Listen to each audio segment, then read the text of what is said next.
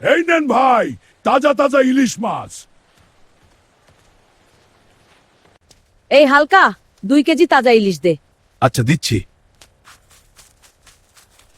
এই নিন দাদি, একদম তাজা মাছ। ও মা, কি বড় মাছ! ধন্যবাদ বাবা।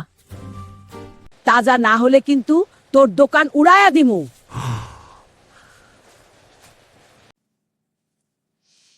এই মাছ তো পচা।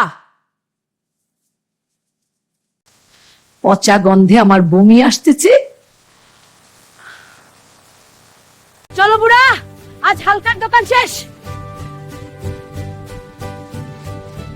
হালকা, তুই আমারে পচা মাছ দিচ্ছিস।